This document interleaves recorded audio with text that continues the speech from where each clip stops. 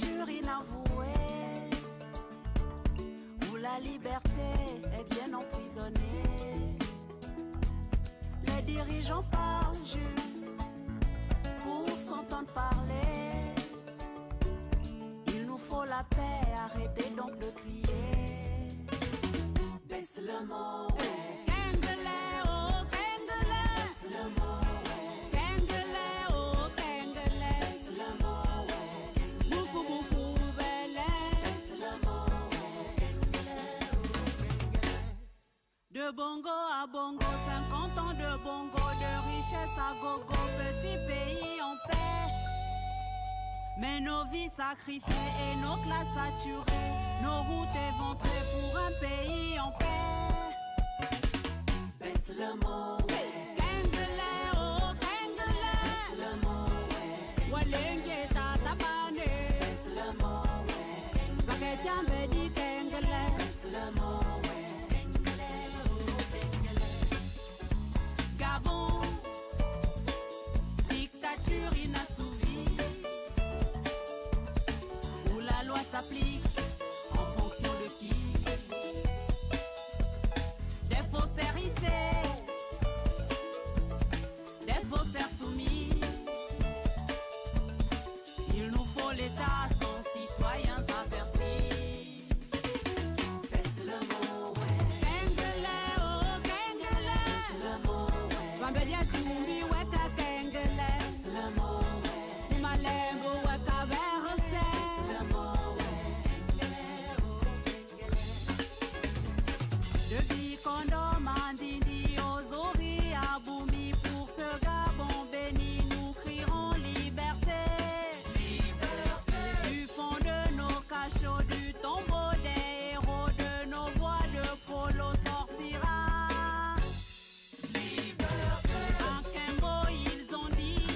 Liberté. Dans les rues, ils ont dit. Liberté. Dans les urnes, ils ont dit. Liberté. Veux ou pas, veux ou pas.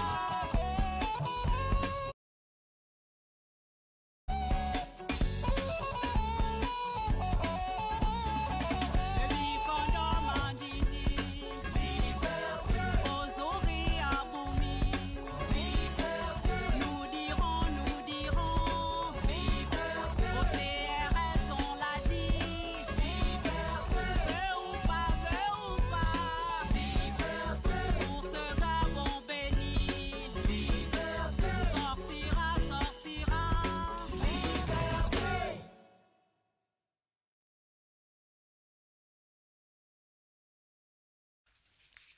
Bonjour à tous, nous sommes très heureux de vous retrouver ce soir. Je dis très heureux parce que avec moi, il y a toute l'équipe de communication dans laquelle il y a des hommes et des femmes qui travaillent dur. On a dû délocaliser le live aujourd'hui pour être sûr d'avoir du réseau et toute l'équipe qui s'est activée pour mettre tout ça en place. Voilà, je veux les remercier et vraiment les féliciter pour tout ce travail accompli bénévolement pour notre pays. Bonjour Starly Roy, contente de te voir sur le live. Tout à l'heure, j'ai vu que Colombine était connectée. Bonjour Colombine. J'ai cru voir aussi Eliane, Elga, Christelle. Bonjour. Il y avait Sandrine aussi, je crois, qui est déjà là. Donc ça, c'est un peu ce que j'ai retenu de tête tout à l'heure quand je voyais les quelques commentaires qui défilaient. Donc voilà, partagez le live, invitez les autres. Nous allons commencer dans, allez, on va dire 2 minutes. On se laisse encore 2 minutes. Bonsoir Henri Amédée.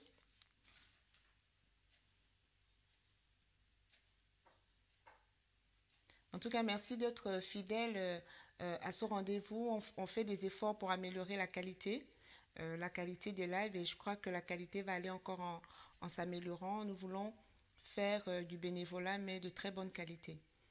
Serge Christian Guémandong, bonjour.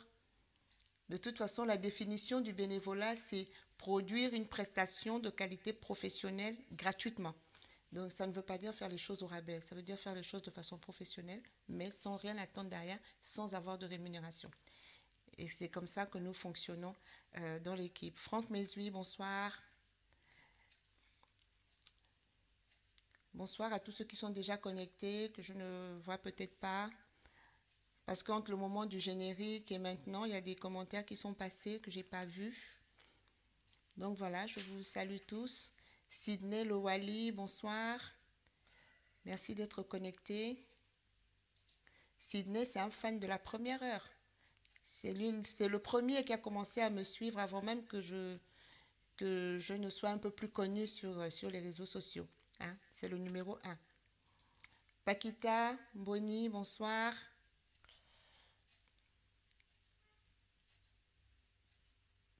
Bonsoir, bonsoir à tous. Merci d'être là. Alors, nous allons commencer notre émission. Nous allons commencer notre propos. Donc, bonsoir à Armel, dont le commentaire s'affiche au moment où j'annonce qu'on va commencer. Comme vous connaissez déjà le principe de l'émission, ce sont des échanges thématiques avec des invités. Il y a la possibilité d'appeler, que nous sommes encore en train de travailler aussi. Et puis, il y a le site internet laurencemoudong.com sur lequel vous trouvez des informations et vous en trouverez encore davantage parce que je vais créer une page, une rubrique sur le site web où des ouvrages vous seront recommandés pour ceux qui veulent lire et ceux qui veulent approfondir les thèmes. Comme je dis, la connaissance est très importante. La Bible dit « Mon peuple périt parce qu'il lui manque de la connaissance ». Et lorsqu'on n'a pas la connaissance, on ne sait pas ce qu'il faut faire, on ne sait pas comment faire les choses. Et donc, l'objectif, c'est vraiment que nous ayons les connaissances nécessaires pour pouvoir vaincre la dictature et reconstruire notre pays. Et c'est ce pourquoi nous nous battons. C'est aujourd'hui notre combat. Comme je dis souvent, nos ancêtres ont combattu pour les indépendances. Nos grands-parents, nos parents ont combattu pour les indépendances. Notre combat à nous, c'est celui de la démocratie, de la libération de notre pays. Au début des années 90, on pensait avoir gagné le combat pour la démocratie, mais 28 ans plus tard, on se rend compte que sur un plan de la démocratie, nos pays africains sont en train de régresser. Les constitutions sont sans cesse modifiées pour amplifier et fortifier les dictatures. Ce n'est pas possible. Et les populations continuent de croupir dans la misère, donc on ne peut pas laisser faire. Et donc, notre thème d'aujourd'hui, c'est résistance et valeurs citoyennes. Alors, nous parlons beaucoup de résistance, surtout depuis l'élection volée du 27 août 2016. Nous savons tous, tout le monde le sait, la terre entière le sait. Nous avons eu une élection présidentielle le 27 août 2016. Les résultats ont été annoncés le 31 août 2016. Le perdant a été déclaré vainqueur. On a eu droit encore à une élection fraudée avec inversion des résultats et d'une façon des plus grotesques. Et donc, Ali Bongo qui a perdu a été proclamé vainqueur et Jean Ping, le vainqueur, a été proclamé perdant. Et depuis, nous sommes rentrés en résistance pour faire respecter non seulement le verdict des urnes, mais surtout la souveraineté du peuple gabonais. Parce que ce qui se passe là, c'est que c'est un peuple entier que l'on foule aux pieds, c'est un peuple entier que l'on décide de mépriser. S'ils s'étaient arrêtés là, encore, mais ils sont allés jusqu'à organiser des meurtres, ils avaient déjà préparé, parce qu'Ali Bongo avait acheté des armes, il a embauché des milices pour tuer les manifestants qui viendraient contester le hold-up électoral. C'est ce qui a été fait le 31 août. Et le comble de cette tyrannie, de ces massacres a été atteint par l'attaque du quartier général de M. Jean Ping, parce que perpétrer une attaque militaire sur des civils non armés, venir fermer un lieu et les gens n'ont pas la possibilité de s'en sortir et leur tirer dessus à bout portant, c'est complètement inacceptable. Et ça, je le rappellerai tout le temps parce que c'est ça la ligne rouge qu'Ali Bongo a franchie et qui fait qu'aujourd'hui, nous sommes en résistance et nous serons en résistance jusqu'à ce qu'il tombe. On ne peut en aucun cas tolérer qu'Ali Bongo continue d'être au pouvoir. Et aujourd'hui, quel que soit ce que l'on peut reprocher à l'opposition gabonaise, elle n'est pas parfaite. Moi-même, j'ai beaucoup de choses que je pourrais lui reprocher. Rien ne justifie un ralliement à Ali Bongo. Rien ne justifie un rattachement à Ali Bongo. Si on estime que l'opposition est foireuse, si on estime que l'opposition n'est pas à la hauteur, il est de notre responsabilité alors de réfléchir, de mettre en place des stratégies. Ça prendra le temps que ça prendra, mais nous devons les trouver pour mettre à terre cette dictature parce que tant qu'elle sera là, nous ne pourrons pas reconstruire notre pays. Donc nous sommes en résistance et j'ai voulu, parce que dans Gabon, pourquoi j'accuse, le livre que j'ai écrit il y a 2 ans, je parle de l'importance des valeurs. J'ai démontré comment le Japon, le Burkina Faso et les autres pays du monde se construisent à partir de valeurs. Et c'est aussi le cas pour notre pays, le Gabon. Et pour parler de ce thème, je voulais revenir un peu sur ce qu'est la résistance. Donc, résistance vient du verbe résister, qui veut dire accomplir des actes tendant à empêcher, à gêner ou à enrayer l'établissement d'une domination. Ces actes traduisent une volonté évidente de préserver ou de défendre l'indépendance du pays. Et c'est une définition que j'ai quelque peu arrangée, mais je l'ai prise du livre de M. Metegena, dans lequel il parle de la résistance gabonaise à la colonisation.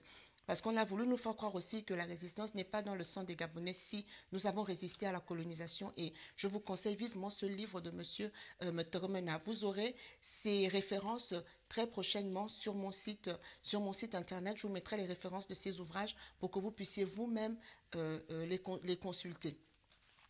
Et donc, pourquoi les valeurs sont importantes? En fait,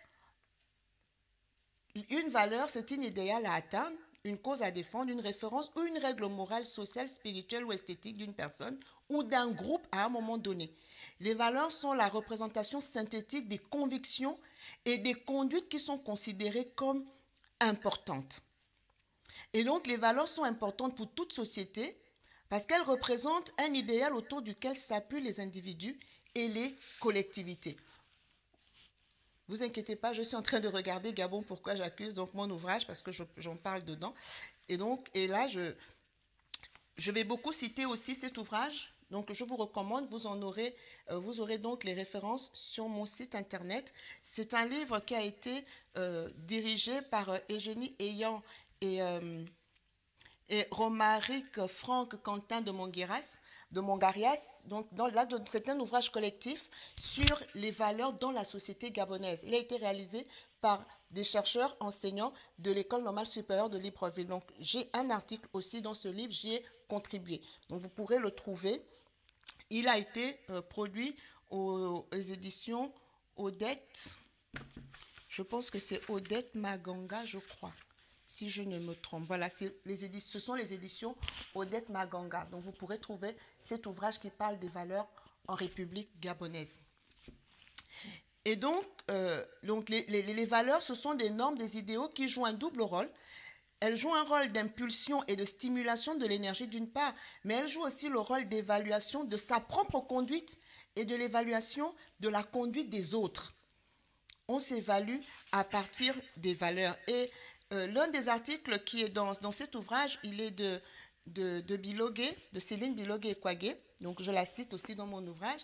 Elle dit qu'aujourd'hui, nul ne peut nier l'existence d'une société gabonaise en crise, voire en perte de valeur. Parce que quand on considère la manière dont le Gabon fonctionne, la première impression qui se dégage, c'est une impression de chaos généralisé, tant les dysfonctionnements sont nombreux. On se rend compte que, et ça c'est moi qui le rajoute depuis tout à l'heure, que les Gabonais n'ont pas de répit. Le peuple gabonais n'a pas de répit. L'éducation, la santé, le logement, l'accès à l'eau potable, à l'électricité, les infrastructures, les routes, tout cela pose problème en même temps. En même temps. J'ai même oublié de citer l'alimentation. Pour manger, c'est compliqué. Pour se loger, c'est compliqué. Tout est compliqué pour le peuple gabonais. Et j'avais pris dans mon livre « Gabon, pourquoi j'accuse » l'exemple d'un arbre. J'ai pris l'exemple d'un arbre et quand on regarde cet arbre, si on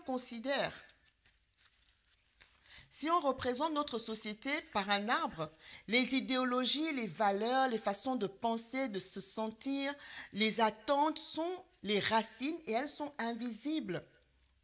Les comportements, les façons de faire, les lois, les pratiques, les coutumes, les rôles, les normes sociales, les institutions ne sont que les branches, les feuilles et les fruits.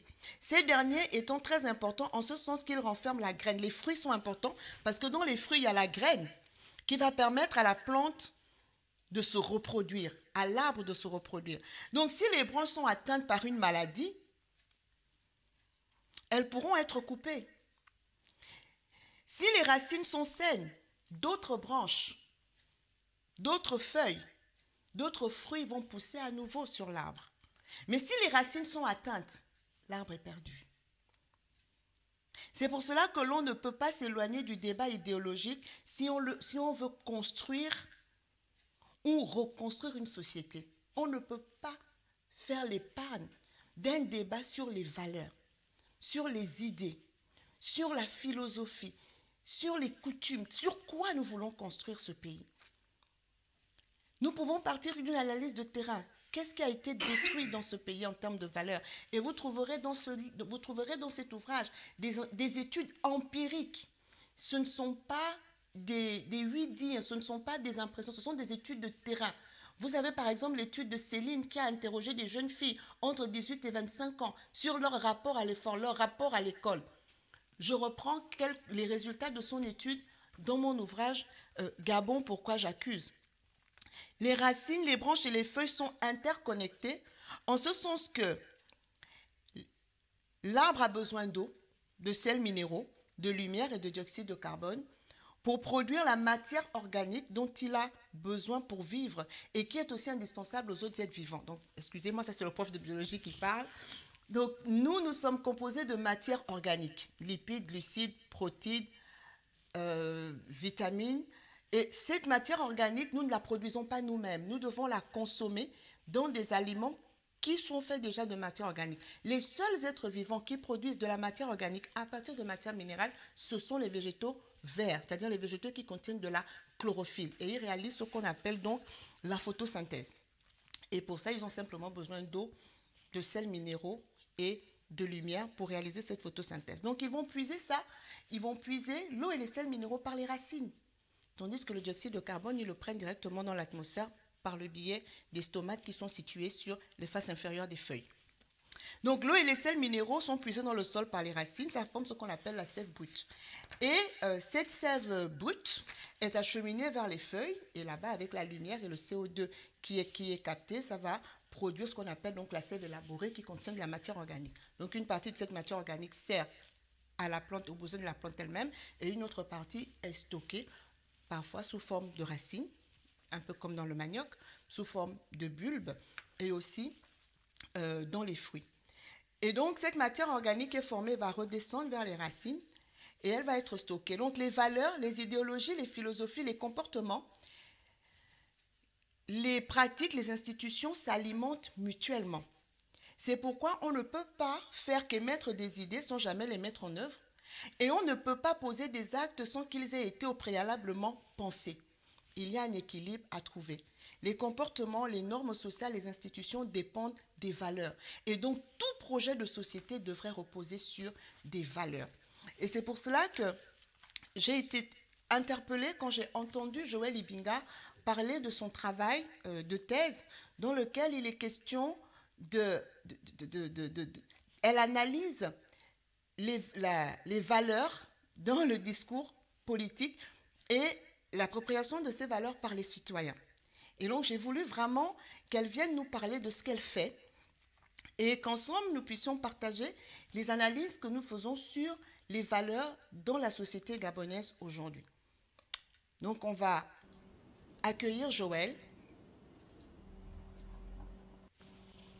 Bonjour Joël. Bonjour. Bonjour Madame Dong.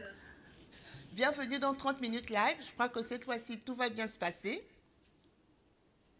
En espérant que, bien sûr, tout va bien se passer, je tiens à vous remercier, votre équipe et vous. Franchement, c'est un honneur de participer à une émission qui éveille les consciences et qui est là pour donner de la connaissance ou du savoir en plus de ce que les gens ont déjà. On apprend toute la vie, on apprend tout le long de la vie, donc il n'est jamais trop ou peu de connaître en plus. Et je vous remercie pour cela. Et en tout cas, par conséquent, j'apprendrai ce soir comme j'espère bien en apprendre aux autres. Merci beaucoup pour toute cette humilité, Joël, hein. C'est beaucoup d'humilité. Merci beaucoup. En tout cas, c'est un honneur pour moi aussi, un plaisir de te recevoir dans 30 minutes live. Donc, tu as entendu tout ce que j'ai dit sur l'importance des valeurs dans une société. Et j'aimerais un peu que tu me redonnes ton point de vue, un peu comme quand on en parlait en off, quand je suis tombée sous le charme de tout ce que tu étais en train de me dire et que je t'ai dit, non, c'est bon, là, je t'invite à l'émission parce que ce que tu dis est tellement intéressant D'accord. est tellement vrai. Je crois que tout le monde a besoin de l'entendre. Et c'est valable pas seulement pour les Gabonais, mais c'est valable pour toutes les sociétés, en fait. Toutes les sociétés africaines. Bien sûr. Oui. Alors, pour parler des valeurs, les valeurs sont un sujet, c'est un sujet assez vaste, mais qui mérite toutefois que l'on s'y concentre. Les valeurs sont fondamentales pour la conduite ou pour le suivi d'une société, en fait. Toute société se construit sur la base des valeurs. Et pour parler, pour mettre en relation mon travail de recherche, je disais que dans tous les discours politiques hein, qui sont construits à l'endroit des populations, à l'endroit de toutes les politiques menées, il y a une forme profonde du dire. L'intentionnalité est très bien présente. Ce qui veut dire tout simplement qu'on ne peut pas poser des actes sans que l'on ait pensé à ces actes-là. Et le fait de penser à ces actes et de les transcrire quelque part est déjà le premier pas qu'on puisse poser. Et le deuxième, naturellement, c'est celui de s'approprier ces actes-là, ces actes de langage qui sont assez importants.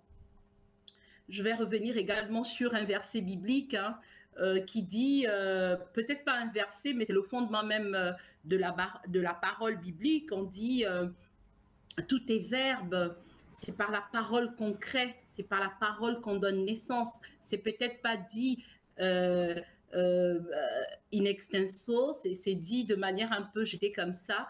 Donc tout naît de la parole et la parole est faite chair. Je pense que c'est ça pour la petite chrétienne que je suis. Et donc c'est à base du dire que l'on arrive à créer, que l'on arrive à faire.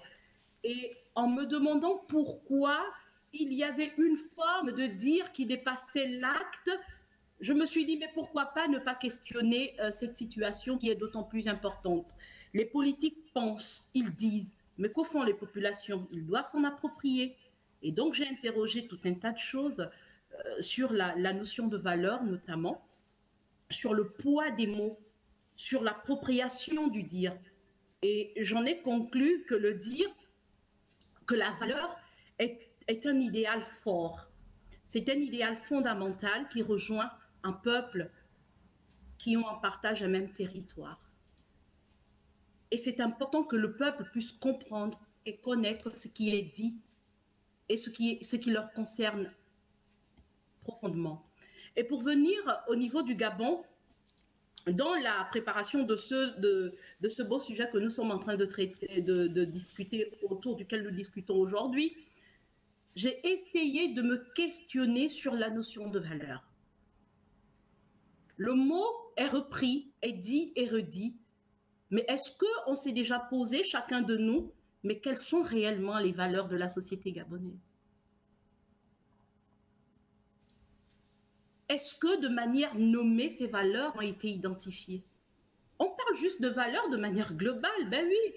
Nous avons de la valeur, chacun de nous. Nous sortons des familles, nous sortons d'une société, nous avons des religions. Où peut-on trouver nos valeurs? Quelles sont les valeurs qui nous rassemblent? Est-ce que ce sont celles du triptyque patriotique? Union, travail, justice, qui a tout son fondement dans le dire. D'ailleurs, dans vos travails, vous l'avez si bien développé. J'invite les gens à le lire, hein, même si moi je l'ai lu partiellement, je pense que je vais y repartir. C'est important que les gens sachent, mais réellement, où on doit se situer. Alors, Joël, la notion... Joël, oui. Excuse-moi de t'interrompre, mais tu m'as fait remarquer quelque chose, c'est que pendant qu'on préparait cette émission, tu es allé voir dans la Constitution ce qui est dit sur nos valeurs. Est-ce que tu pourrais nous le redire ici? Oh là là, c'est vrai que j'ai regardé, j'ai lu la version de la Constitution de 2018. Comme je disais tantôt, on a un certain nombre de devoirs, un certain nombre de devoirs, ce qu'il faut faire, mais on ne dit pas réellement à quoi le peuple est attaché. Sur quelle base nous demandons aux gens de faire ci ou de faire ça?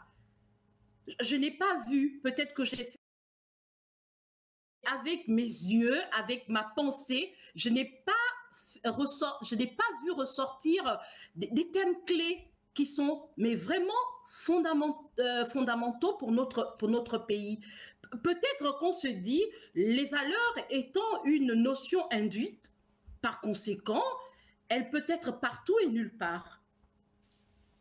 Est-ce que le fait aussi que les gens ne s'approprient pas les valeurs, c'est parce qu'ils ne les connaissent pas réellement? Moi, je n'en ai pas trouvé, hein, sauf si on me dit le contraire. Peut-être que quelqu'un d'autre viendra dire oui, il y avait à tel endroit, cette phrase veut dire ceci, mais je ne suis pas dans la transcription du langage. Je suis dans le langage. Il faudrait qu'ils ressortent de manière frappante et interpellante qui me parle moi. En tant que Gabonaise, en tant qu'enfant du Gabon, il faut que je me reconnaisse dans cela. J'ai vu un certain nombre de choses, mais qui sont pour la plupart reprises d'autres textes. Mais il n'y a pas quelque chose de fondamental. Peut-être que les gens vont dire, mais qu'est-ce qu'elle raconte? Elle veut peut-être qu'on invente des mots. Mais non, on ne va pas inventer des mots. Nous avons des cultures, nous avons des us, nous avons des croyances. Nous avons des religions. Pourquoi ne pas dire nommément les valeurs du Gabon? Et ça m'a un peu gênée parce que du coup, même si je veux m'engager, je ne sais pas sur quoi m'engager. Est-ce que ce seront les valeurs que moi, je me serais déterminée? Est-ce que ce seront mes valeurs à moi, ce que je pense être juste, qui, peut-être vous ne pensez pas que c'est juste? C'est aussi là le vrai problème. Alors, ce qui est juste pour moi ne l'est pas forcément pour vous. Et justement, il y a David Zoff qui pose une question. Il dit, est-ce que nos valeurs culturelles sont inscrites quelque part? Et je vais faire un lien avec le commentaire précédent. Est-ce qu'on peut revenir sur le commentaire précédent, s'il vous plaît? Le commentaire précédent disait, voilà, de Samoussa Bonga, si nos jeunes perdent les valeurs, c'est parce qu'ils ne lisent pas, ne cherchent plus à savoir ce qu'est une valeur, mais ils trouvent la facilité dans les crimes pour avoir l'argent. Justement. C'est là que le serpent se mord la queue. Parce que tout est question d'éducation. Pour qu'un jeune connaisse les valeurs, on doit les lui avoir apprises en famille, mais il y a aussi des valeurs citoyennes. Il y a des valeurs attachées à la République. Et je l'explique, je pense que dans un travail de recherche, je le reprends dans ma thèse et dans d'autres articles de recherche, dans lequel on explique bien qu'un programme scolaire, tout programme scolaire, repose sur un projet de société. Et dans le projet de société, on a l'idéal citoyen. Quel est le citoyen que l'on veut former? Quel citoyen gabonais on veut former? Qu'est-ce qui prouve que là, c'est un bon citoyen? Voilà ce dont le Gabon a besoin. Et dans ce que l'école doit transmettre, il y a des savoirs, qu'on appelle aussi des connaissances, des savoir-faire, qu'on appelle aussi des capacités, des savoir-être, qu'on appelle aujourd'hui des attitudes. Et une compétence, c'est à la fois une connaissance à laquelle est attachée une capacité et une attitude. C'est ce qu'on appelle une compétence. Donc l'école n'est pas là que pour transmettre des connaissances qui ne servent à rien. Non, à une connaissance est attachée une capacité et une attitude. Et donc, dans nos familles, nous avons des valeurs traditionnelles qui doivent nous être enseignées. Nous avons des valeurs familiales qui doivent nous être enseignées. Aucun enfant ne va deviner ce qu'est une valeur dans sa société. Ce n'est pas possible. C'est Condorcet disait, l'être humain est le seul animal qui a besoin d'être éduqué. L'être humain ne fonctionne pas par l'instinct. Pour apprendre à faire ce qui est bien, l'être humain doit être éduqué. Et donc cette éducation, il la trouve certes d'abord dans sa famille, mais la République doit avoir un idéal citoyen. Si les jeunes, même pour qu'un jeune puisse aimer la lecture, qu'il cherche à aller lire. On doit l'avoir éduqué dans ce sens. On doit pouvoir l'accompagner dans ça. Il y a combien de bibliothèques à Libreville, au Gabon? Il y a combien de centres de lecture? Qu'est-ce qui est fait pour inciter les jeunes à la lecture? Moi, j'ai grandi au Pont d'Akébé et je me rappelle quand j'ai grandi, j'aimais lire, je voulais apprendre. Mais il n'y avait pas de bibliothèque. Heureusement qu'à l'église des Rois Mages d'Akébéville, nous avions un merveilleux prêtre, le prêtre Gérard Warangem, à qui je rends hommage aujourd'hui. Et j'en profite à rendre hommage à mon frère Aurélien Mofouma, qui nous a quittés la semaine dernière, qui était lui aussi un gessiste, un fils du père Gérard. C'est le père Gérard qui nous a encadrés. C'est là-bas qu'on allait lire. C'est là-bas qu'on avait quelques ouvrages. Sinon, il fallait aller au centre culturel français pour trouver une bibliothèque. Mais combien d'enfants du MAPAN vont se rendre au centre culturel français?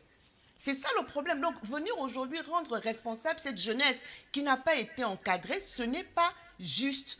Si on avait mis à disposition de cette jeunesse tous les moyens nécessaires pour qu'elle puisse s'instruire, pour qu'elle puisse avoir envie de lire, pour qu'elle puisse avoir envie de connaître et qu'elle s'en détourne, peut-être. Mais les conditions au Gabon aujourd'hui ne sont pas réunies pour que l'école même puisse jouer son rôle. L'école ne peut pas jouer son rôle aujourd'hui, ce n'est pas le sujet. Nous reviendrons sur ce sujet peut-être une autre fois, sur la qualité de notre enseignement. Qu'est-ce qui est dispensé à l'école? Quand les élèves sont 100 dans une classe au primaire, 200 au secondaire, vous voulez qu'ils apprennent quoi? Qu'ils aient envie d'aller à l'école? Donc non, c'est trop facile de remettre la faute sur les élèves, sur les enfants. Il est important que nos valeurs soient inscrites quelque part. Et c'est pour ça que je voulais que Joël en parle, parce que même moi, j'ai été interpellée quand elle me l'a dit. J'ai souvent lu la Constitution, mais c'est vrai que nos valeurs ne sont nommées nulle part. À part le triptyque patriotique Union, Travail, Justice, il n'y a pas un endroit où nos valeurs sont écrites, sauf si quelqu'un l'a, il faudrait nous mettre ça à disposition pour qu'on puisse contribuer à le vulgariser par rapport à ce que nous voulons faire. Parce que les valeurs sont fondamentales. Et pourquoi la dictature, en fait, ce n'est pas une dictature qui va nous emmener sur des valeurs. Pourquoi? Parce que la dictature, en fait, elle renverse les valeurs. Donc, nous sommes partis sur le triptyque patriotique, union, travail, justice. C'est ce qui, pour nous, est bien. Mais on se rend compte que la dictature, en fait, elle transforme ce qui est bien en ce qui est mal. À la place de l'union, travail, justice, nous avons la division, la médiocratie, l'injustice. Voilà ce que nous avons plutôt à la place. Pourquoi la dictature fonctionne comme ça? Pourquoi la dictature fonctionne comme ça? Parce que les ingrédients de toute dictature, c'est la corruption, le clientélisme. C'est-à-dire que donner des postes aux gens, pas en fonction de leurs compétences, pas en fonction de ce qu'ils savent faire, pas en fonction de leurs capacités, mais en fonction de critères tout autres, un peu comme mes anciens élèves du lycée de Nzarayon à l'époque qui me disaient « Madame, au Gabon, on n'a pas besoin de l'école pour réussir, il faut juste crier haut et plus haut que les autres, plus fort que les autres, et on a un poste tout de suite. » La dictature s'appuie sur la violence pour insuffler la peur, pour que les gens ne puissent pas justement réagir. Et l'ingrédient fondamental, c'est la malgouvernance, puisque ceux qui gouvernent ne sont là que pour eux-mêmes. Ils sont là pour s'enrichir, eux, au détriment de l'ensemble de la population. Et par rapport à ça, Joël, tu m'as dit quelque chose d'important sur lequel on va revenir, mais je veux finir avec ces diapositives. La dictature, donc, elle appelle le bien mal, et elle appelle le mal bien. C'est au-delà de simplement galvauder les valeurs. Ça veut dire qu'au Gabon, aujourd'hui, voler, c'est ce qui est normal. C'est normal quand on est à un poste de voler. Lorsqu'on attrape un voleur, c'est qu'il n'est plus en bon terme avec le régime. Parce que tous ceux qui sont en bon terme avec le régime volent sans cesse et aucun mal ne leur est fait. Donc, la dictature galvaude et renverse les valeurs. Il parle beaucoup d'égalité des chances. Je sais que mon frère Jean-Gaspard Toutoumai discute beaucoup cette notion d'égalité des chances et on peut en effet la discuter. Est-ce qu'un pays est là pour offrir de la chance aux gens? Je ne sais pas. Mais en considérant quand même, parce que ce n'est pas le débat, en considérant cette égalité des chances, elle est différente de la médiocratie et de l'inaptocratie. Qu'est-ce que j'entends par là? Ce qu'on pourrait comprendre par égalité des chances, c'est le fait de permettre à tous et à chacun d'avoir accès aux meilleures conditions de vie, aux meilleures opportunités. Sauf que lorsqu'on permet à chacun d'avoir accès aux meilleures conditions de vie, aux meilleures opportunités, selon ses compétences, eh bien la personne devient autonome. Et si elle est autonome, elle peut tenir tête à la dictature, elle peut tenir tête à n'importe qui. Elle n'est pas malléable parce qu'elle sait ce qu'elle vaut et elle sait qu'elle est arrivée là, pas parce qu'on lui a, pas par des chemins détournés, pas parce qu'on lui a fait grâce, on a eu pitié d'elle, mais elle est là parce qu'elle elle le mérite, elle est là à cause de ses compétences. Mais l'inaptocratie, c'est quoi? L'inaptocratie et la médiocratie, c'est le fait de mettre à des postes de responsabilité des personnes qui n'en ont pas les compétences et donc qui sont inaptes. Et ça crée quoi? Ça crée le clientélisme où n'importe qui pense qu'il peut être n'importe quoi. C'est comme si on prenait une infirmière, et Dieu sait que je respecte les infirmières, pour lui demander d'aller réaliser une opération à cœur ouvert. Elle n'est pas chirurgienne, elle n'en a pas les compétences. Et on va prendre un chirurgien, on va lui demander d'aller faire le ménage. Un pays ne peut pas se développer comme ça. Donc, quand vous voyez que dans le gouvernement, on nomme des gens qui n'en ont pas les compétences, c'est un message qu'on envoie à la jeunesse, c'est un message qu'on envoie à la population pour dire aux gens que vos compétences ne servent à rien. Et on est en train de détruire la valeur travail. On est en train de leur dire que tout ce qui marche, c'est d'être derrière le régime. Et si vous êtes derrière le régime, que vous ayez fait l'école ou pas, vous pouvez devenir tout ce que vous voulez dans ce pays. Et par contre, on tue la valeur travail en tuant la méritocratie parce qu'on montre à ceux qui travaillent que votre travail n'a absolument aucun sens. Je me souviens que dans les témoignages que j'ai recueillis, dans une société comme la Gabon Oil Company, M. Nganji, qui aujourd'hui est ministre du Travail, il se versait un salaire de 30 millions de francs CFA par mois et il avait donné des consignes claires que quiconque, consigne qu'il aurait reçu de la présidence de la République, de Ali Bongo, que quiconque est estampillé opposant ne peut pas être embauché à la GOG, mieux ne peut même pas avoir un marché avec la GOG. Donc le Gabon est divisé entre ceux qui sont pour Ali Bongo et ceux qui ne sont pas pour Ali Bongo. Et le clientélisme crée une relation de subordination. Quand quelqu'un a un poste qu'il sait qu'il ne mérite pas et qu'il le doit aux bonnes grâces du chef, il est soumis au chef, il est inféodé au chef. Il fait ce que le chef veut, y compris ramasser les clés s'il faut. Parce que c'est comme ça qu'il est arrivé là. Il sait qu'en d'autres circonstances, il n'aurait jamais été là parce qu'il n'en a pas les compétences. Et c'est comme ça que dans un pays, ces gens-là ont tué la valeur travail. Et aujourd'hui, le dernier gouvernement que Ali Bongo a fait, il veut faire croire, son but c'est de vouloir faire croire qu'il veut renouveler la classe politique. En effet, il veut renouveler sa classe politique.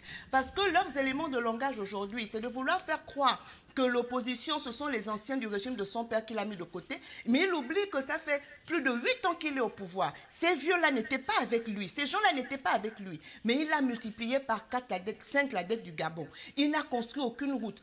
Le Gabon n'a jamais été aussi mal que depuis qu'il est là. Et donc, qu'est-ce qu'il a fait? Quand il dissout l'Assemblée nationale et tout ce que vous voyez là, en réalité, c'est du PDG dont il veut se débarrasser au profit de son association des jeunes émergents volontaires. D'ailleurs, c'est une formidable aberration. Il n'y a pas longtemps, j'étais à un colloque de sociologie politique à l'Agence française de développement, organisé sous la tutelle de M. Jean-François Bayard, qui a écrit Les temps en Afrique, qui est l'auteur de l'expression « La politique du ventre ». Et là, à la fin du colloque, un professeur d'université des Pays-Bas, de la Hollande, il prend la parole et il dit, le thème du colloque, c'était gouverner au Sahel. Donc moi, je suis allée écouter, parce que pour moi, le Sahel, l'Afrique centrale, tant qu'on peut prendre des connaissances, on prend. Et le monsieur, il dit, le professeur d'université dit, il faut absolument redéfinir le mot émergence tellement il est galvaudé. Quand on entend l'utilisation qu'on en fait au Gabon, c'est à vous hisser les poils sur le corps, c'est à vous dresser les cheveux sur la tête, tellement le terme est galvaudé au Gabon. L'émergence, c'est un adjectif qualificatif qui s'applique à des États et pas à des individus. On parle de pays émergents. Il n'y a qu'au Gabon où des individus se disent émergents, alors que ces individus-là même sont responsables de l'immersion totale du Gabon. Parce que le Gabon n'a jamais été aussi mal qu'aujourd'hui. Et les jeunes que Boa amène aujourd'hui au pouvoir sont des jeunes qui sont leurs caractéristiques, ils n'ont pas de valeur. Aussi, il faut le dire comme ça, leur valeur, c'est l'arrogance, l'outrecuidance, la cupidité. Ce sont des kleptomanes, des voleurs de fonds publics. Ils sont complètement dépourvus de patriotisme. Parce que quand M. Arnaud Ngandji se verse un salaire de 30 millions de francs CFA par mois à la GOG, vous pensez qu'en tant que ministre, il va gagner combien? Vous pensez qu'il va gagner combien? Dans un pays où le SMIC est de 80 000 francs CFA, 120 euros, lui, il se donne un salaire de 45 000 euros par mois. Pendant que les Gabonais n'ont absolument rien. C'est ça les salaires, c'est ça le salaire qu'il avait à la GOG. Donc, quand ces jeunes-là rentrent au gouvernement, ils sont encore pires parce qu'ils ont une soif de s'enrichir qui est pire que ceux qui ont gouverné le Gabon avant. Je me souviens de cette histoire qui m'a été rapportée où quelqu'un a posé la question à Akombessi quand ils sont arrivés à la présidence pour lui dire que maintenant que vous êtes à la présidence, quel est votre objectif? Quelle est votre ambition? Akombessi a répondu, je veux faire d'Ali Bongo le président le plus riche d'Afrique. Ce qui signifie que lui-même devait être le directeur de cabinet le plus riche d'Afrique. Donc c'est ça leur unique ambition. C'est ça leur unique ambition. Donc, quand il veut faire croire aux jeunes que non, j'ai pris des jeunes dans le gouvernement, j'en ai même pris qui savent à peine lire et écrire, c'est pour vous montrer aussi que vous avez votre chance. Vous n'avez absolument aucune chance. Vous n'aurez de la chance que lorsqu'on vous permettra d'être autonome.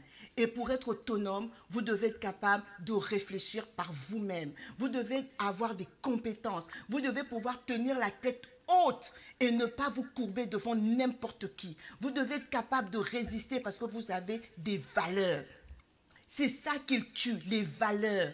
Oui, Lina Cooper, ils font la culture de la médiocrité et de l'absence totale de valeurs. Et je vais vous montrer ce tweet d'Alex Bernard Bongo. Il dit, le temps met chacun à sa place, chaque roi, chaque reine sur son trône et chaque clown dans son cirque. Ce tweet date du 4 mai 2018 à 22h18, donc le jour où ils ont sorti leur gouvernement. Voilà. Donc le Gabon est leur royaume. Le Gabon est leur royaume. Et ceux qui ne sont pas d'accord avec eux, ceux qui osent s'opposer à eux, à leurs yeux ne sont que des clowns. C'est soit vous faites allégeance, soit vous cessez d'exister. Mais vous faites allégeance à quoi? Au vol, à l'absence de valeur. Vous faites allégeance à l'absence de solidarité, à l'absence de tout. Et Joël me faisait une réflexion tout à l'heure et je voudrais que tu me refasses, que tu nous l'expliques de comment, de la contradiction que tu as remarquée entre nos valeurs culturelles, parce que dans notre culture, il y a de la solidarité. L'Afrique est reconnue comme étant un continent où les gens sont solidaires. D'ailleurs, notre grande pauvreté, si malgré notre grande pauvreté, on ne rencontre pas des sans-domicile fixe comme on les rencontre en Europe par exemple, c'est parce qu'il y a encore la solidarité familiale. Or, on se rend compte qu'il y a un décalage entre la solidarité qui est prônée au niveau des familles, au niveau des communautés et ce qui se passe au niveau de l'État comparativement avec l'Europe. J'aimerais que tu puisses nous en parler. D'accord. Oui, mais effectivement, hein, lorsqu'on a tous fait un certain nombre de lectures où l'Afrique était présentée comme le berceau même de la solidarité et que vous allez remarquer, même dans nos relations les plus simples possibles, dès qu'on rencontre un Africain, un frère, c'est toujours en termes de frère, grand frère, petite sœur, il y a toujours cette familiarité-là qui s'installe même quand vous ne connaissez pas la personne. Mais ce qui est quand même assez déplorable, comme vous venez de le dire, Madame Ndong, c'est que nous avons cette solidarité qui, d'antan, a caractérisé les us et coutumes en Afrique, s'est diluée dans une forme de modernisation qui ne reflète pas la réalité africaine, en fait. C'est un peu dommage parce qu'on a pris des connaissances, des savoirs, des manières d'être d'ailleurs en mettant un certain nombre de choses qui ne nous sont certes pas propres, mais qui nous fait rentrer dans le concert des nations. Mais on a oublié les fondements. Les fondements ne se situent que sur l'axe aussi primaire de la famille ou de l'ethnisme. Et la véritable solidarité qui a été transposée de la société traditionnelle à l'État aujourd'hui, c'est totalement perdu. Et donc aujourd'hui, nous vivons ici en Europe, on voit même que l'Europe, qui est identifiée comme une société individualiste, est plus solidaire à sa population que la société africaine, qui génétiquement, j'ai envie de dire, permettez-moi l'expression même de la mettre entre parenthèses, est d'abord solidaire. L'Africain est par essence solidaire. On ne peut pas dissocier l'Africain de sa famille, de son frère et d'autres. Et comme vous l'aviez bien dit tout à l'heure, c'est pourquoi la notion de SDF, la notion de personnes âgées abandonnées n'est pas assez récurrente, n'existe pas. Elle existe maintenant parce que la société s'est ouverte et a adopté sûrement un mode de vie très occidentalisé ou très ailleurs, mais a peut-être pris la mauvaise partie. Parce que si les Occidentaux ne sont pas solidaires entre eux de manière indue, parce qu'il y a la présence de l'État. L'État est là. L'État accompagne la population. Parce que c'est l'une des valeurs fondamentales de la République et de l'État. Or, qu'est-ce qu'on constate dans nos États africains, notamment au Gabon? C'est que cette valeur qui était au niveau familial a disparu au niveau de l'État. L'État n'est pas solidaire des populations. C'est fou comment le peuple gabonais est abandonné à lui-même. Et c'est ça les dictatures. Des individus sont arrivés au pouvoir, ils ont décidé de régner avec un petit nombre de personnes autour d'eux et de tout prendre pour eux et rien pour les autres. Rien pour les autres. Ça veut dire que personne n'a à cœur le bien-être de l'ensemble des Gabonais. Je vais vous prendre des exemples simples. Ici en France, une fois, il y a quelques années, une amie à moi m'appelle parce que son beau-frère avait pris l'avion depuis Libreville pour arriver à Paris. Il était en mission. Le matin, elle devait avoir de ses nouvelles. Elle appelle à l'hôtel, on lui dit que le monsieur n'est pas à l'hôtel. Elle fait ses recherches au final pour faire court, comme disent les Anglais. Son beau-frère était décédé dans l'avion d'Air France. Il est décédé dans l'avion. Il avait sur lui un passeport de mission gabonais. Il avait un ordre de mission.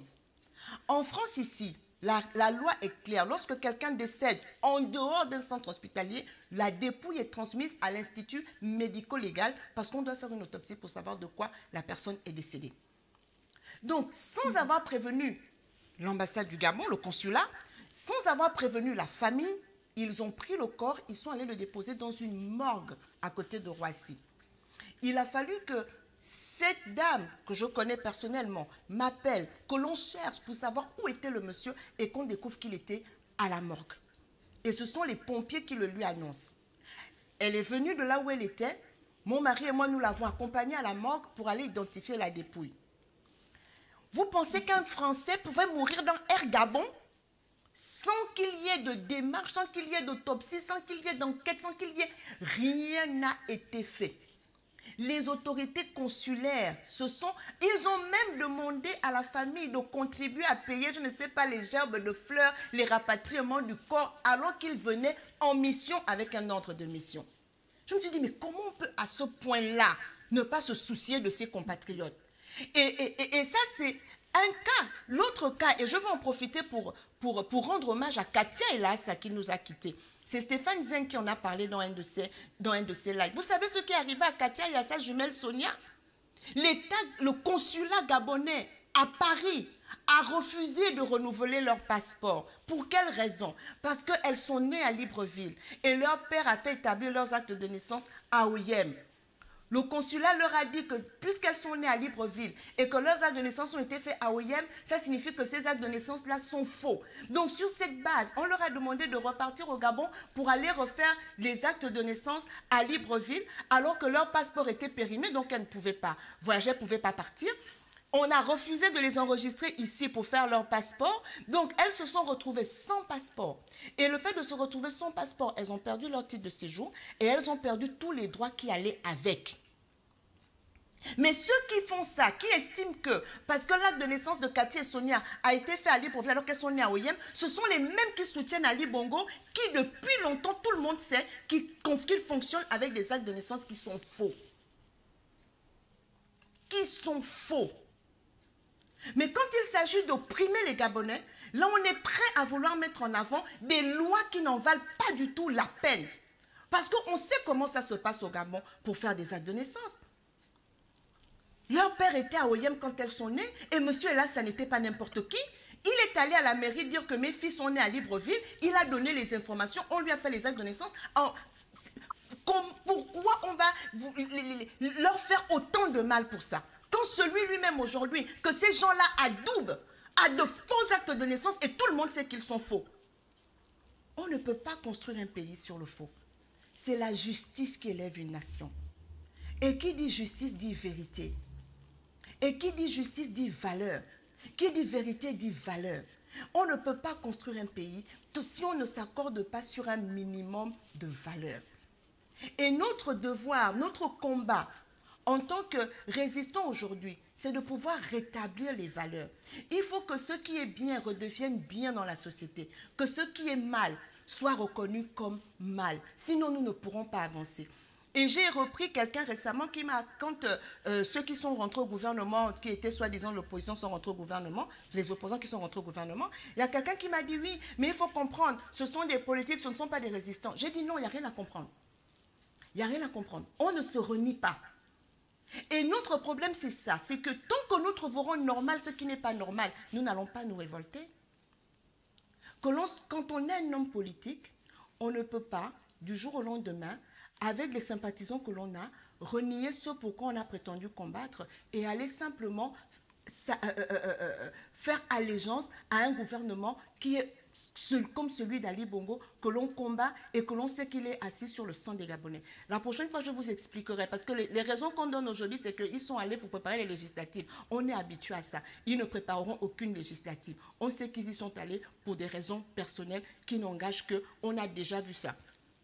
Mais nous, notre responsabilité, nous l'avons dit et nous le répétons, nous allons faire ce qui n'a jamais été fait pour obtenir ce qui n'a jamais obtenu, ce qui n'a jamais été obtenu, cette alternance démocratique. Si tous veulent partir, ils partiront. Mais comme dit souvent Jonas Moulenda, on peut empoisonner l'eau de la rivière, on ne va jamais, il y aura toujours des petits poissons vivants. Nous serons là, ces petits poissons vivants-là. Ils n'ont encore rien vu. Ils ne savent pas, je le répète, qu'il y a une génération d'incorruptibles qui est sur la place. Cette génération-là, ils vont la découvrir au fur et à mesure. Ils sauront que cette fois-ci, il y en a qui sont déterminés. Leur seul prix, comme ils disent que tous les hommes ont un prix, notre prix à nous, c'est la libération du Gabon. Notre fierté, c'est que quand on parle du Gabon, qu'on ne parle plus de lui comme l'exemple négatif du pays le plus pillé au monde, d'une cour constitutionnelle qui ne dit pas le droit, etc. Non, le Gabon ne doit plus être la référence de la bêtise. Nous allons faire en sorte que le Gabon soit la référence de ce qui est bien, la référence de la droiture, la référence de tout ce qui est correct, qu'on ait aujourd'hui envie d'être Gabonais, parce que les Gabonais, c'est ce qu'il y a de mieux sur la terre en termes d'être vivant. Et pour ça, nous devons avoir un modèle de Gabonais. Quel type de Gabonais nous voulons? Sur quelle valeur doit reposer ce Gabonais-là? Et c'est pour cela que nous allons lancer une consultation sur les valeurs en République gabonaise. Avec Joël, nous avons eu cette idée, c'est de lancer cette consultation sur un sondage sur Facebook. D'après vous, quelles sont les valeurs qui devraient prévaloir en République gabonaise? Et nous allons travailler cela, nous allons prendre toutes vos réponses, nous allons les trier, les catégoriser, voir celles qui ressortent le plus, quelles sont les valeurs qui ressortent le plus, parce que nous devons être différents de la dictature. Nous, le Gabon que nous voulons construire doit reposer sur des valeurs. Pas seulement des valeurs que nous allons dire, n'est-ce pas Joël, mais des valeurs qui doivent être incarnées, dont on doit s'approprier, parce que c'est ça ton travail. Oui, tout à fait. Mais voilà, et effectivement, c'est une très très bonne idée, hein, parce que je me suis dit, nous nous sommes dit quand même qu'il est vrai qu'on parle beaucoup de valeurs. Il est vrai que chacun de nous avions une traduction des valeurs. Mais quelles sont les valeurs qui seraient les plus appropriées pour nous, en fait, que ce soit en cette période, ou en période d'après, ou en période d'avant? Pour revenir un peu sur les personnes qui ont répondu à l'appel pour entrer au gouvernement, je ne vais pas prendre parti. Je ne vais pas prendre parti, mais je vais juste dire quelque chose qui peut paraître incongru pour certains, mais lorsqu'on a de la hauteur d'esprit, on peut toutefois le comprendre. Peut-être que ces personnes avaient des valeurs. Peut-être qu'à un moment donné, vous avez partagé les mêmes valeurs. Et à un autre moment donné, ils ne se sont plus sentis investis. C'est parce qu'à la base, ils ont des valeurs aléatoires. Ils n'ont pas un fond réel qui puisse être là pour le Gabon. Parce que lorsqu'on porte un idéal en soi, on n'est pas diluable. Honnêtement, on n'est pas diluable. Mais lorsqu'on est aléatoire, muable, on peut changer comme une girouette à tout venant. Et donc, ce qu'il faut comprendre, ce que les gens, en général, ne sont pas réellement ce qu'on croit qu'ils sont. Un être humain peut changer à tout moment. Lorsque ses intérêts lui permettent d'avoir un sursaut de personnalité, les gens peuvent mentir quand ils arrivent quelque part. Ils disent, bah non, moi je suis avec vous, je partage votre idéal, je veux. Et juste pour se donner une petite personnalité, une visibilité. Et une fois que la visibilité, elle est établie, mais alors elle bondit, elle devient la véritable personne qu'elle est. Comme on dit, on a fait rentrer le loup dans la bergerie. Ça existe, hein. Et donc, à un moment donné, moi je pense qu'il ne faut pas blâmer, il faut prendre acte. Et que les gens comprennent aussi, les autres qui parlent, qui montrent leur douleur, par exemple, qui traduisent de manière claire le sentiment d'avoir été trahi, ils ont le droit. Yes. On a le droit de dire, je ne suis pas contente de ce qui s'est passé. On a le droit de crier sa colère parce que nous avons été dupés. C'est pas facile de faire confiance à quelqu'un. Et quand on arrive à faire confiance à quelqu'un, c'est difficile d'apprendre la trahison. Donc, ces personnes qui ont répondu à cet appel devraient eux-mêmes se sentir mal parce qu'ils ont fait croire à un peuple qu'ils pouvaient faire quelque chose. Mais ils ne l'ont pas fait. Ils ont priorisé leurs intérêts personnels. Moi, je n'en veux pas. Moi, personnellement, je n'en veux pas à ces personnes. Il n'y a pas de raison de leur en vouloir. Voilà, qu'ils comprennent aussi que les gens qu'ils ont du peu ont le droit de dire leur trahison, leur douleur. Ce n'est pas tant que les autres ne peuvent pas continuer après. C'est tout simplement que dans la vie, on a besoin des personnes qui sont plus éclairées, qui peuvent être des têtes. Comme a dit Macron, les premiers de cordée. On a besoin. Et quand on voit que ces premiers de cordée ne sont pas des personnes véritables, mais on a mal. Yes. On a très mal. Les gens ne savent pas ce que c'est le prix de l'engagement. C'est important. Ouais. Il faut respecter les gens. Même si vous avez décidé de changer, faites-le avec beaucoup de hauteur, avec beaucoup de respect. On peut comprendre que quelqu'un ait changé, hein, parce qu'après, on ne sait pas comment les gens vivent chez eux, c'est les problèmes qu'ils ont, c'est tout à fait normal. Moi, je vous parle aujourd'hui, peut-être que demain, je parlerai autrement. Mais pour le moment, il est question de ça. Il faut toujours avoir de la hauteur et de la compréhension. Et je ne sais pas si c'est la fin. Et je vais terminer rapide que la consultation des valeurs, et je vais également dire quelque chose sur ça. Il faut aller du principe qu'on ne connaît jamais les gens. Parce que les gens sont changeants. C'est vrai qu'on s'attache, on ne peut pas se le dénier, mais les gens, l'être humain est changeant. C'est la bête que l'on ne peut dompter et elle est difficile à gérer. Et alors, pour revenir dans le cadre des valeurs, c'est important que chacune des personnes qui sera au contact de cette consultation puisse dire un peu personnellement ce qu'il entend par valeur. Quelles sont les valeurs qu'il voudrait que le peuple gabonais porte? Pourquoi je le dis? Parce qu'aujourd'hui, on est en train de décrier ce qui gouverne le Gabon. Mais il y a aussi des propos à redire sur l'opposition. On vient d'en parler, ceux qui ont répondu à l'appel.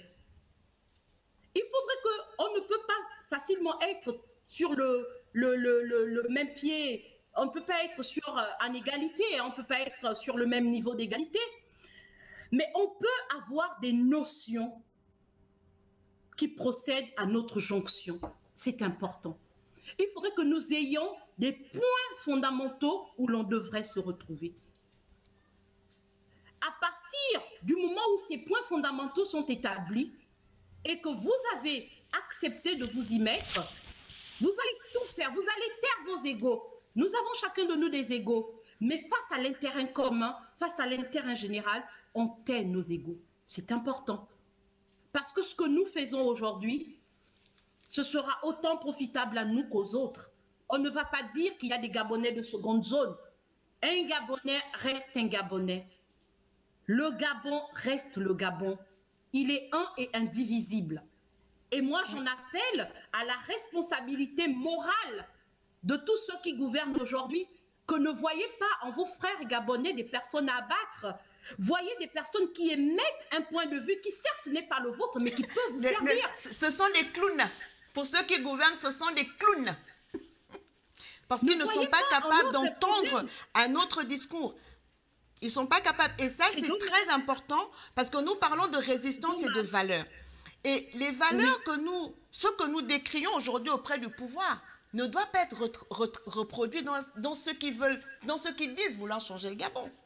Sinon, on ne s'en sort pas.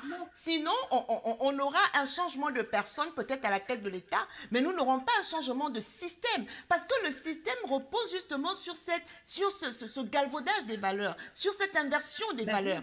Et si nous ne remettons pas les valeurs à leur place, en commençant par les incarner nous-mêmes, nous n'irons absolument nulle part. Nous allons vendre aux gens un rêve qui ne s'accomplira jamais. C'est pour ça que c'est maintenant que nous devons commencer à faire la différence pour y arriver. Et je voulais dire ceci, c'est vrai que les hommes sont changeants, mais je préfère qu'ils changent en se détournant du mal pour décider de faire le bien. Oui.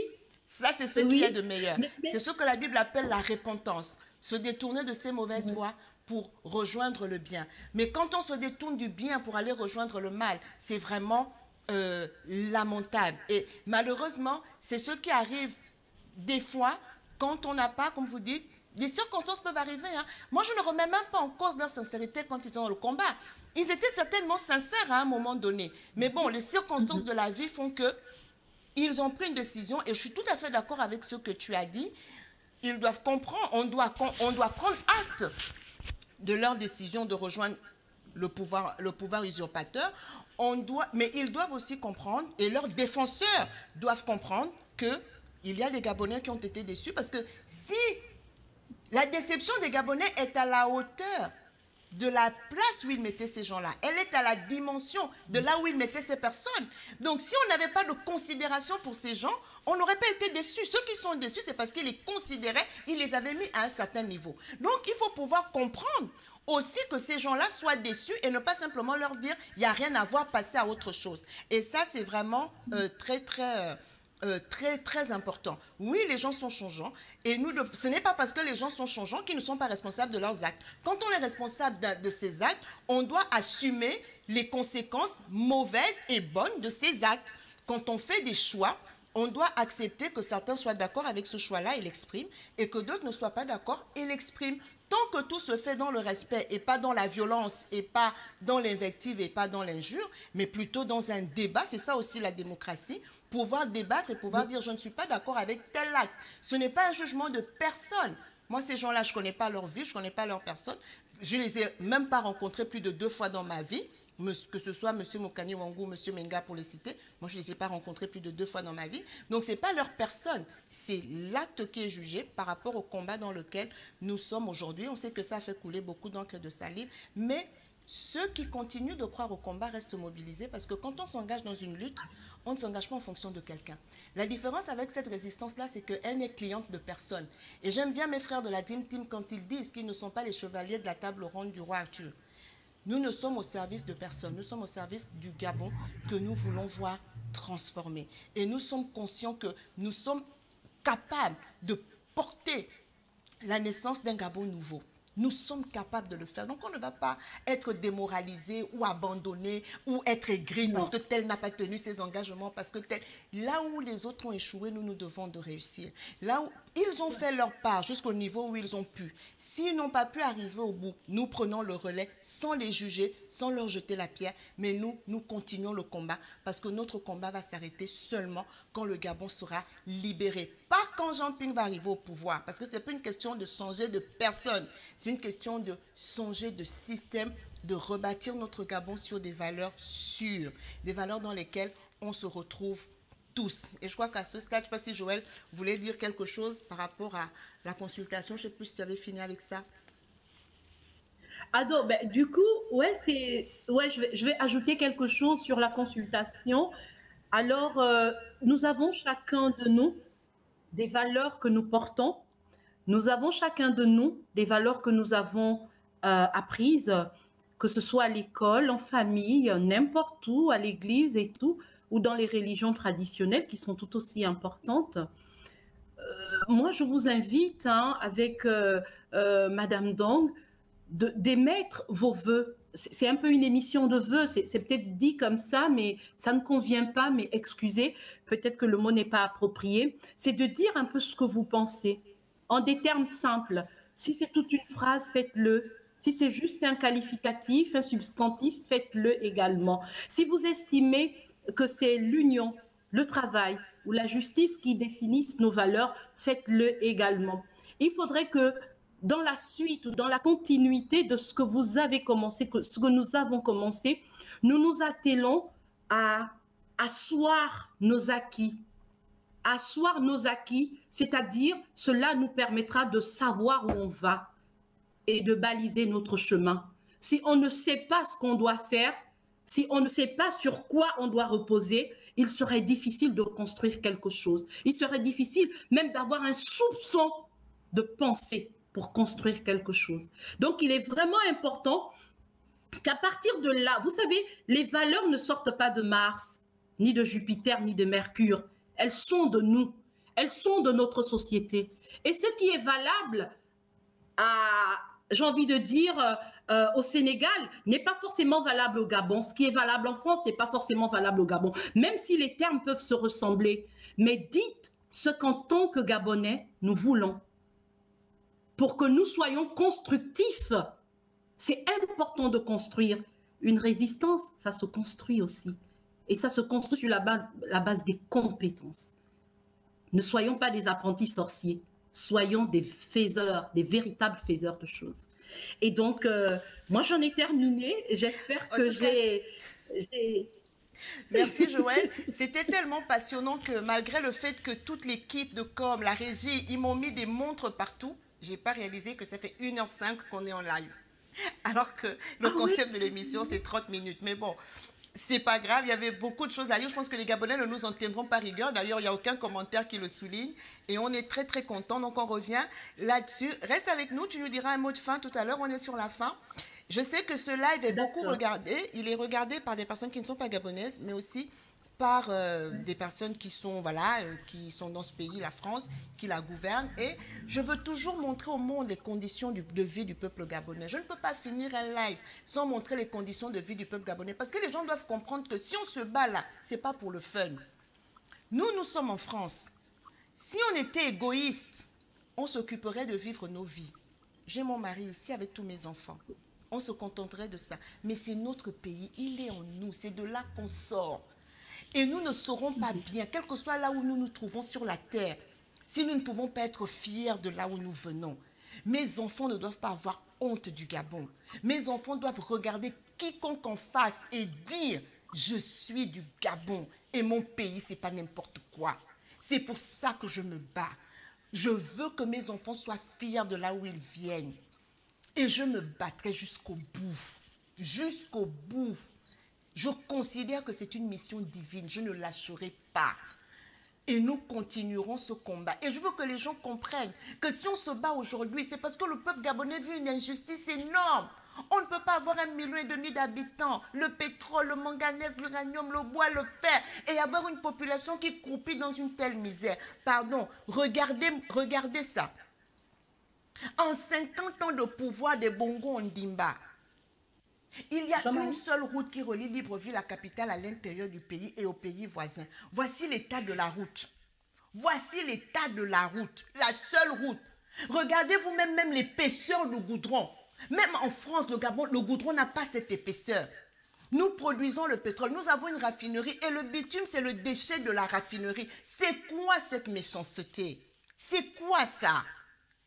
Depuis des années, il y a des gens qui s'enrichissent au ministère des Travaux publics sur le fonds d'entretien routier. L'agence gabonaise des grands travaux, Kali Bongo lui-même a mis en place. Elle a géré des milliers de milliards. On n'a pas de route. On n'a pas de route. On va regarder 2 petites vidéos qui ne sont pas longues du tout. Une sur les inondations, l'autre sur les poubelles à Libreville. On en parle, mars connu pour gâcher le temps. Hier, 1er mars, première pluie inaugurale du mois. Les populations ont été servies à ciel ouvert et que de dégâts. Djerry Bogo Bivigou et Victor Mundunga étaient au Bad Guégué à Kalikak pour les premiers constats qui nous laissent dire que mars ne nous offrira pas une météo clémente. Les pieds dans l'eau. Un congélateur transformé en pirogue, c'est le spectacle offert en plein cœur du 1er arrondissement de Libreville. Une rosée, une pluie, et ce sont les populations aux abois avec la perte d'appareils électroménagers ou de documents administratifs. Pourtant, en ce qui concerne, tout ou presque a été fait pour ne plus vivre cela.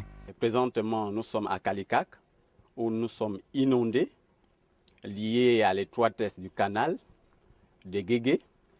Et nous avons adressé des correspondances aux responsables de la République, c'est-à-dire les institutions de la République, entre lesquelles le chef de l'État, le 23 octobre 2012. Et nous avons eu la réponse du chef de l'État qui demandait au ministère en charge des calamités naturelles, c'est-à-dire le ministère de l'Intérieur, de dédommager les sinistrés. Mais malheureusement, jusqu'à ce jour, aucune suite n'a été traduite en acte pour améliorer les conditions d'existence des populations de Kalikak. Nous ne pouvons plus nous lever, aller ériger des barrages à la route. Nous voulons simplement interpeller à travers les médias qu'ils viennent au secours des populations. Avec les risques d'électrocution, d'épidémie à cause du mélange des eaux et des sanitaires, cette situation remet au goût du jour l'aménagement des bassins versants dont les travaux ont été chiffrés à 147 milliards de francs CFA. Lesquels travaux avaient même eu l'aval des bailleurs de fonds, dont la Banque africaine de développement, BAD, et l'Union européenne, à travers le 10e Fonds européen de développement. Les pluies et son cortège d'inondations ont repris. Mais en pareil cas, c'est comme si les administrations concernées avaient une consigne. Absolument ne rien dire et ne rien faire, laissant ainsi les populations à leur triste sort. Voilà, c'est un reportage de Gabon Télévision. Nous avons tous reçu sur nos forats WhatsApp une lettre du ministre de M. Imongo dans laquelle il demandait encore à l'Union européenne une rallonge d'argent pour le financement de l'aménagement de ces bassins versants, alors que l'Union européenne a déjà financé une fois, a donné une rallonge et les travaux devaient être livrés en 2013.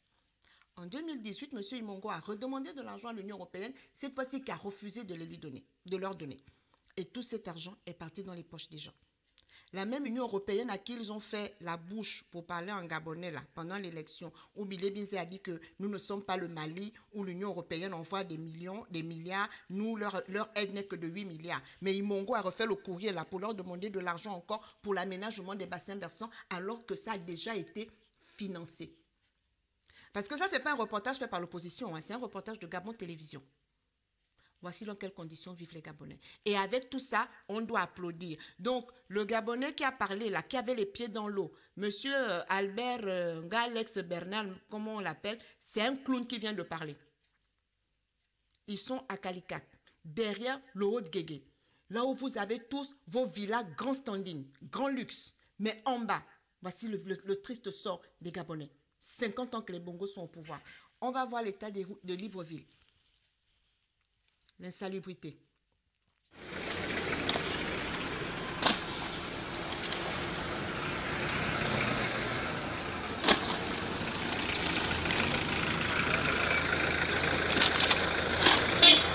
On vit sincèrement ce qu'on appelle vraiment... Bon, je ne sais même pas ce que je peux vous dire. Vous-même, vous voyez.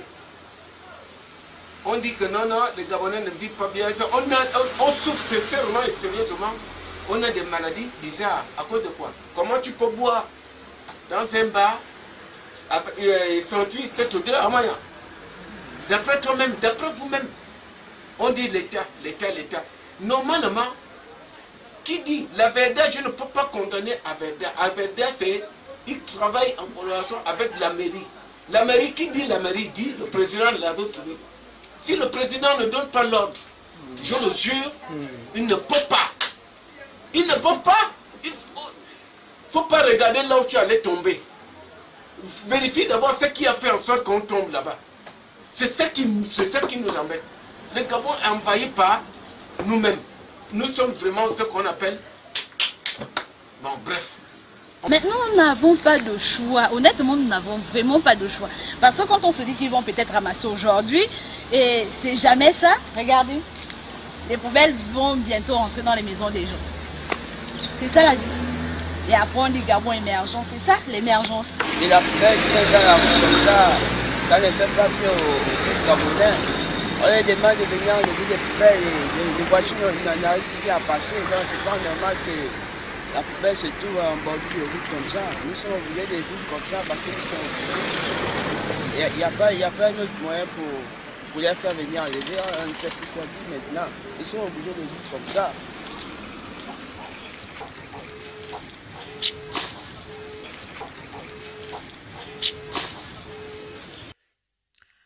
Où est la valeur solidarité vis-à-vis des populations? Même si vous estimez que vous ne pouvez pas le faire, que c'est pas votre travail.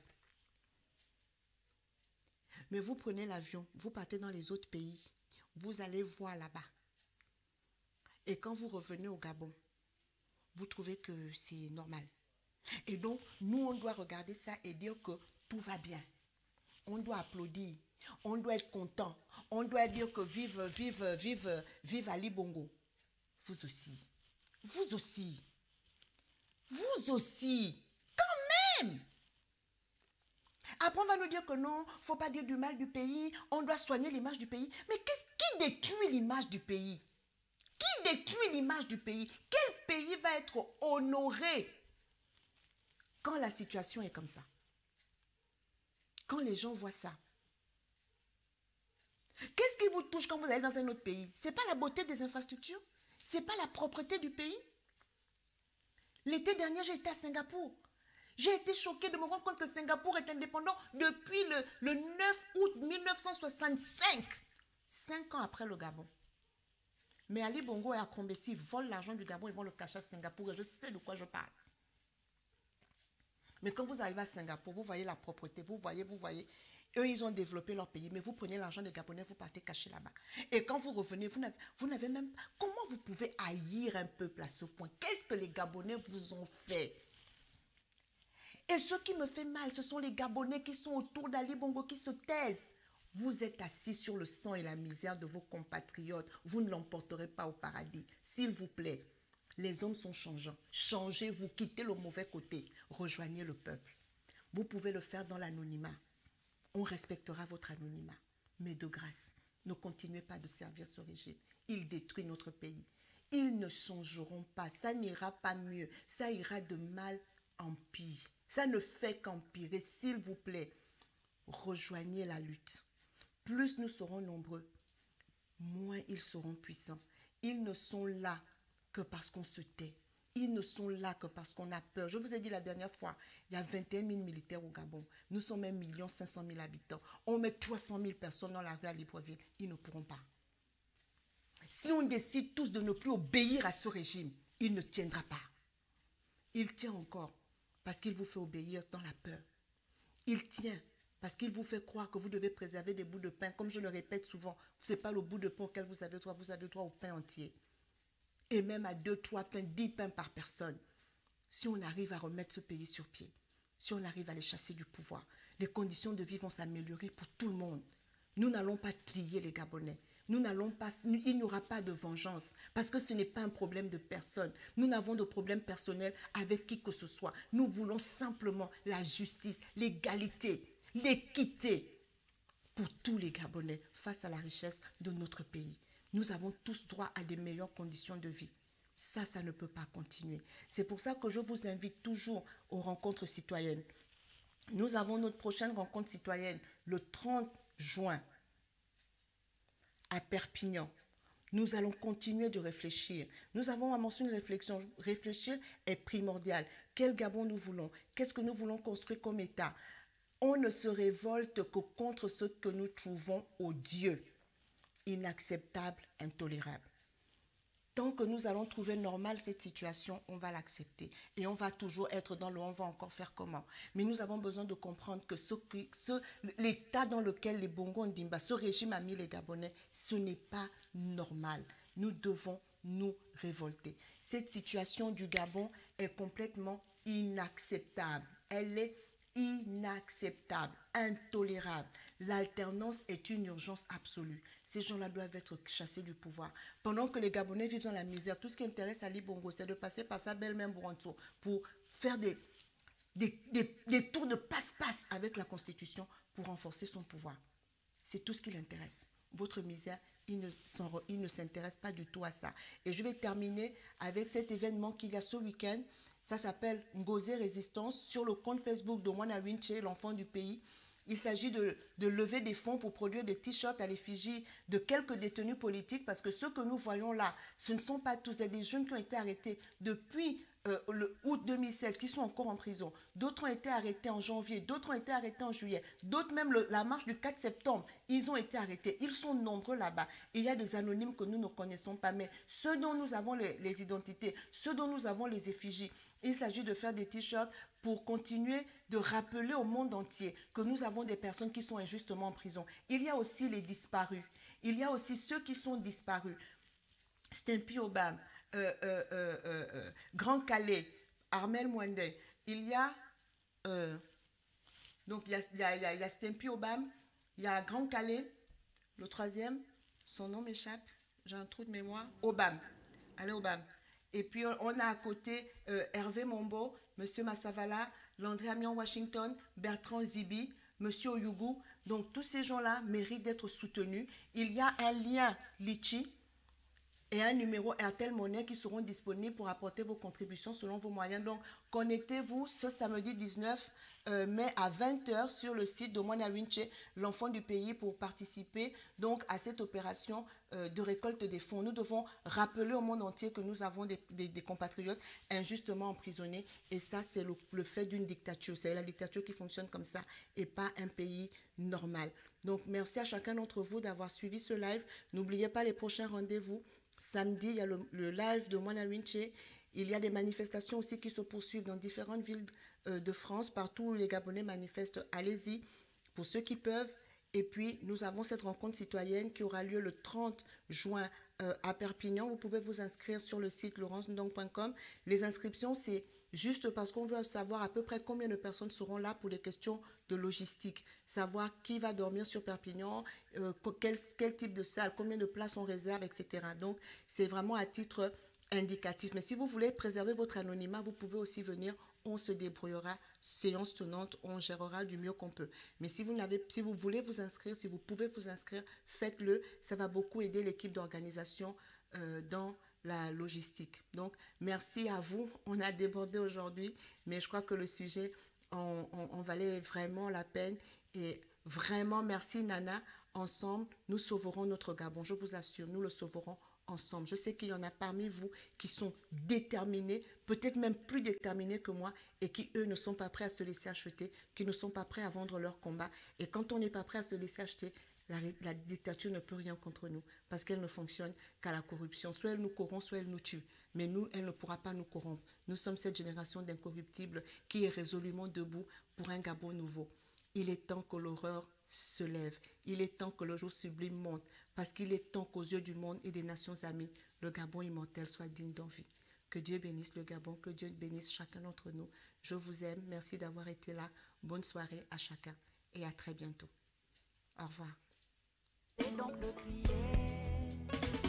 baisse le mot, Kengele, oh Kengele, baisse le mot. Kengele, oh Kengele, baisse le mot. Beaucoup, beaucoup, belle, baisse le mot. Kengele, 50 ans de bongo, de richesse à gogo, petit pays en paix. Mais nos vies sacrifiées et nos classes saturées, nos routes éventrées pour un pays en paix.